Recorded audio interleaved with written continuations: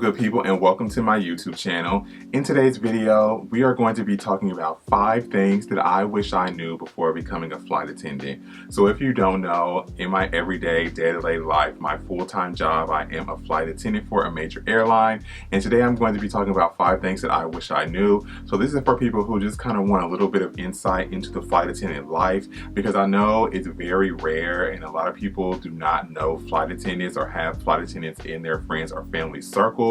I never knew any flight attendants until one of my friends became a flight attendant and I became one after she did. So I never knew anything about flight attendants until I got into the industry. Now this is not going to be going in depth or anything like that. All the opinions that I'm going to be sharing are solely mine and mine only. So if you kind of want to know a little bit behind the scenes tea and some things about flight attendant life, or you're thinking about becoming a flight attendant, then definitely continue to check out this video. Now the number one thing that I wish I would have known about this job is that the money sucks. And when I say that, I mean in the very beginning, when you're junior, the money is not really there for real. You kind of have to work your way up year by year to kind of get to that higher tier pay. So if you love traveling and you love people and that's kind of your sole purpose for doing this job, then you know it's going to be for you. If you are just trying to find another job to try to get into some money and trying to get into some coin, then this job is not going to be for you, because it's definitely going to be hard in the very beginning. Now, when you're in training, most airlines do not pay for training, which I think is crazy. When I first got into this business and I found out the training was not paid, it was definitely kind of a shocker to me, because any job that I worked at home, like call center jobs or jobs in regular office buildings, they all pay you for training. Like, I've never worked for a job where the training was unpaid. So going into a training that's unpaid for 6 weeks, sometimes 7 or 8, depending on what airline you go to, that's a long time to not be getting no money. So you kind of got to have your coins saved up. You got to have your money saved up, because once you get out and you get on the line, it's definitely going to take you some time to recoup that money back. Because if you have been out here for 6 weeks and you're not getting paid, and then you get on the line and it's not a pay period, and say you might have to wait another 3.5 weeks before you're going to get paid, and your check may not even be that good, it's definitely going to be rough. So I wish I would have definitely did some more research into the field of kind of having, you know, no coin, because when I got out of training at my very first airline, I was asking all of my friends and family for money, because I literally I didn't even have any money. Like, I didn't even have money to even get food in the airport. That's how broke I was. But that was in 2019. That was a long time ago. But I literally had no money because I didn't save up well before training, because I wasn't aware, you know, things were going to be like that. So definitely,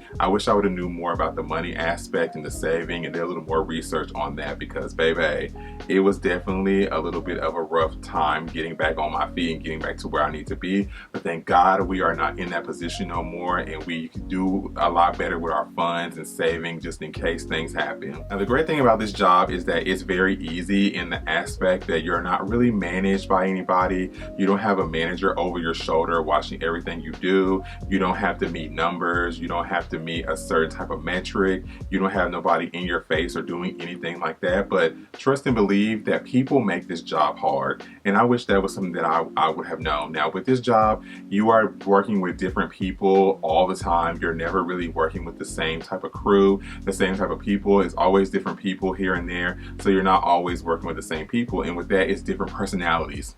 Whereas if you worked in a job in an office building, you pretty much work with the same people all the time. So you're like, oh, I know to avoid that person. I know not to hang around that person. That person is my work bestie. I love being around them. We're going to be friends and things like that. But here, it's a lot of different personalities, all the time. Like, you're going to work with people who are introverts. You're going to work with people who are extroverts. You're going to work with people who act like they have no home training and will say stuff loud in front of passengers.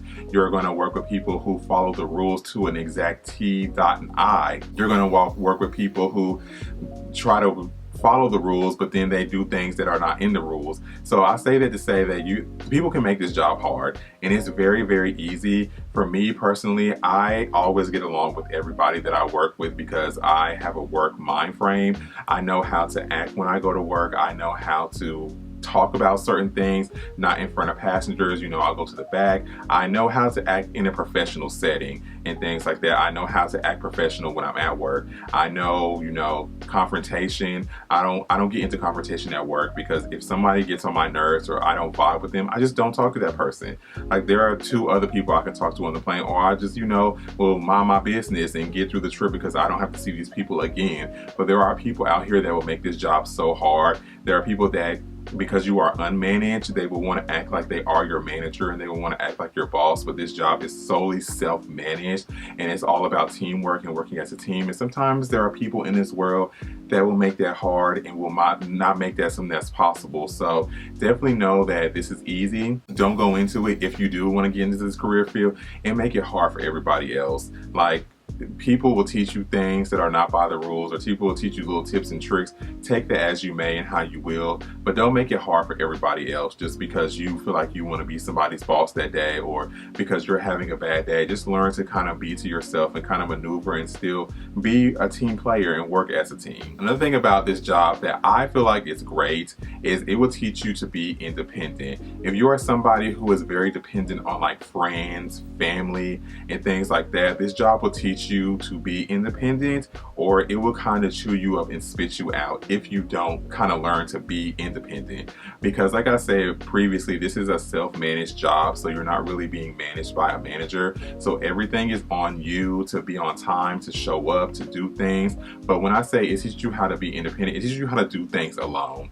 This job can be very lonely for some people. For me personally, I love my alone time. I love being able to get to my hotel and be by myself, because I'm around people all day. We're around 200 plus people from sun up to sundown sometimes. So getting to my hotel room and being alone and going for a walk by myself or going to the store by myself can be kind of joyful, or I don't even know the word to describe it. It can be kind of gratifying, I guess, to me, because I'm around people, I'm exhausted, I need to recharge my battery. It can be exhausting. And for me growing up, I was kind of I was very dependent on my friends growing up. I will always feel like I can't go to the movies by myself, I can't go to the mall by myself, I can't go to a restaurant by myself. But this job has taught me how to do things on my own, especially now that I live in New York. I really don't have a lot of friends here, so I do a lot of things by myself, and I'm not mad about that. One thing I can't do, and I'm still learning to do, is to go out like to a club or a lounge by myself. To me, that's kind of hard, because I feel like that's kind of a social place, and I'm learning to kind of talk to people more in that type of setting, because I am not someone who goes up to people randomly in a club setting and things like that.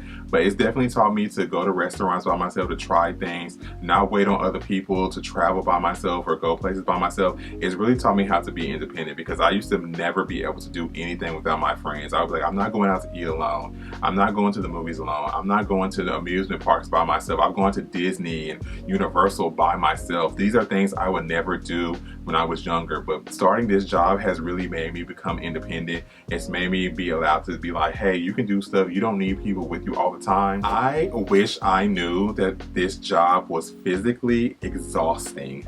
I never knew how physically exhausting it is, and I feel like we as flight attendants, we make it look so easy. I feel like people see the glamour, they see the being able to travel all these different places and go all these different places and stay in these nice hotels sometimes and try food from all over the world. This job is physically exhausting. You have to think that we are going in and out of different time zones all day, every day. I could have woke up and I'm in the Eastern time zone, and next thing I know, I'm on the West Coast, and now I'm on the West Coast time zone. It's, 11 p.m. back at home, but where I'm at now is currently 7 p.m. Or I have a van pickup, which I have had, which was the first time. My van pickup from the hotel was 3:55 in the morning. So I had to wake up at 3 o'clock, and all of my trips during that whole rotation of trips, they were all early. So I was waking up at 3, 4 in the morning every day, but at home it was a different time zone. So I'm physically exhausted. And then you have to think that we as flight attendants, we give a lot of our energy to our passengers, constantly greeting, saying hello, being upbeat, smiling, and also pushing those heavy carts, or if you're working in the galley, setting up the carts, lifting Atlas's carriers, bending up and down, being on your feet all day. Like, it can be physically exhausting, and I did not know how much effort it went into doing this job until of course I got into it. So if it's something that you want to do, knowing the physicality and how exhausting your body will be, when I come home from a trip, usually I spend one whole day. If I have like 3 or 4 days off in a row, I will spend one whole day in the bed doing nothing, watching YouTube, watching movies, doing nothing that entire day. I might wash some clothes, but I'm doing nothing else. I'm laying in the bed, I'm staying inside, I'm not communicating or being around humans for a whole day because my battery is just drained from all the physicality, from being exhausted from the different time zones. And sometimes you struggle to fall asleep at night, or you have to try to go to bed when the sun is still up because you have such an early pickup the next day. It's physically draining, and I wish that's something that I would have known.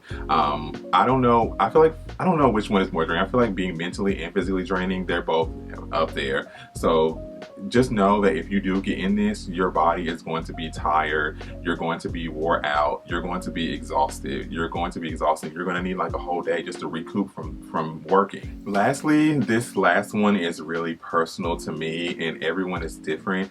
But I wish I would have known how much joy this job was going to bring me. And when I say that, I mean in the aspect of being able to travel the world and being able to see places that I would have never even imagined going to.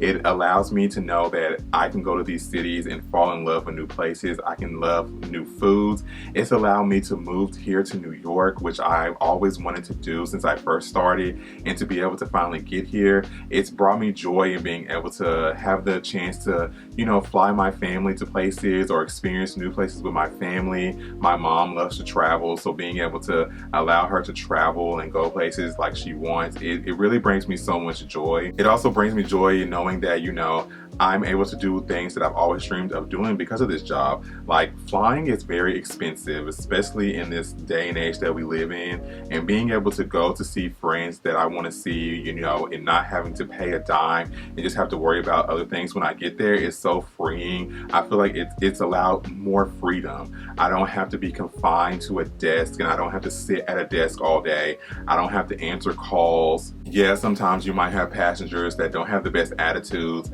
but I don't have to sit on the phone and answer calls all day and have somebody in my face. It's just allowed a lot of freedom. It's allowed a lot of flexibility for me to be able to get into things that I'm really passionate about. I feel like I'm able to focus on other hobbies a lot more too with this job, because when you're working a regular 9 to 5, yes, I have to work a lot of weekends predominantly right now because I'm more so junior, but being able to move trips around, I don't have to just work a 9 to 5 and then I only have the weekend to get into things that I want to do, or I have to wait till I get off of work. I sometimes have 3, 4, maybe 5 days off in a row, so I'm able to kind of, you know, experience and get into things that I really want to do as far as myself and my hobby. So I kind of wish I would have discovered this a long time ago and realized what a great, joyful, joyous, freeing job this can be. For me personally, everybody is different, so everybody may not feel like that, but for me, that's what I find comfort in. Those days where I feel like, I'm tired of working, I don't want to be here,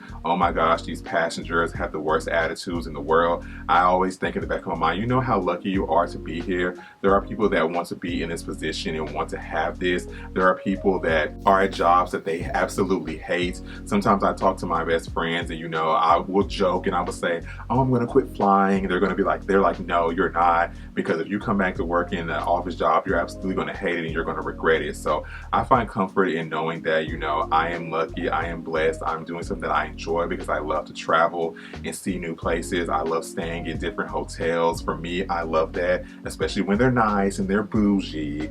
I love staying in different hotels that I don't have to pay for and that I would have never been able to have the experience to stay in before. So I love that about this job. That is a great thing that I wish I would have knew before, how freeing and how happy and how wonderful this job is for me personally. Alrighty, you all, I hope you did enjoy this video. I hope you got a little bit of insight into what it's like to be a flight attendant. I didn't go too in-depth, so I didn't give too much tea away, but I gave a little bit of tea.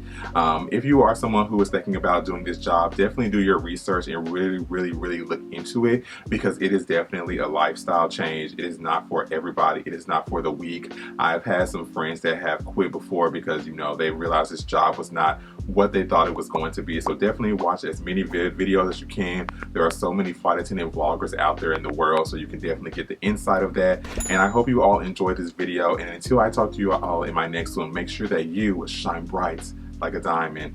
Bye.